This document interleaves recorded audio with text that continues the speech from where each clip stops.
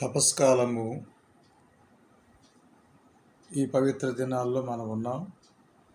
ఈ తపస్కాలంలో మొదటి ఆదివారాన్ని రాజుల మొదటి గ్రంథంలో 8వ అధ్యాయము 42, 43 వచనాలు మనం ధ్యానం చేసినట్లయితే, సొలొమోను నిర్మించినటువంటి దేవాలయంలో దేవునికి ప్రసన్నత కొరకు, దేవుని కరుణ కొరకు ఆయన ప్రార్థిస్తున్నాడు.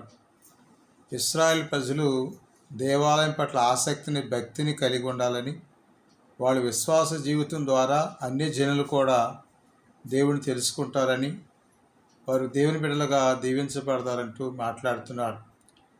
అలాగే నాడు మన జీవితంలో కూడా దేవుని ఆలయం పట్ల, దేవుని యొక్క మందిరం పట్ల భక్తి విశ్వాసాలు కలిగి ఉన్నప్పుడు దేవుడు వారి కోరికలను, వారి ఆశయాలను, వారి తలంపులు నెరవేరుస్తాడంటూ ఈ జ్ఞాని సొలొమోను తెలియపరిచిన రీతిగానే దేవుడిని అడుగుతున్నాడు. నీ ప్రజలకి వారి కోరికలు, వారి మరి ఆశీర్వాదాలు మీరు ఇచ్చి వాళ్ళని నడిపించండి, దీవించండి అంటూ, అప్పుడు నీవు నా చేత నిర్మించినటువంటి దేవాలయం పట్ల గౌరవం పెరుగుతుంది, భక్తి పెరుగుతుంది, నీవు వారికి సహాయపడము అంటూ సొలొమోను రాజు ఇశ్రాయేల్ ప్రజల విషయంలో ప్రార్థిస్తున్నాడు.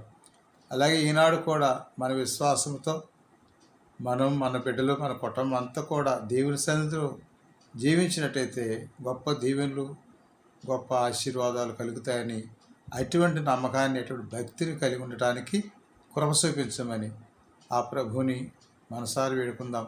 ప్రభు అయిన దేవుడు, మేము మీ కుటుంబాలని దేవాలయం పట్ల ఆసక్తిని పెంచినట్లుగా కృప చూపించమని ప్రార్థించుదాం. ప్రభు అయిన దేవుడు, మేము మీ కుటుంబాలని ఎల్లవేళ కాపాడి ఆయన కృపతో నింపునుగాక. God bless you. నిత్యం మీ కొరకు ప్రార్థించే దైవజనులు.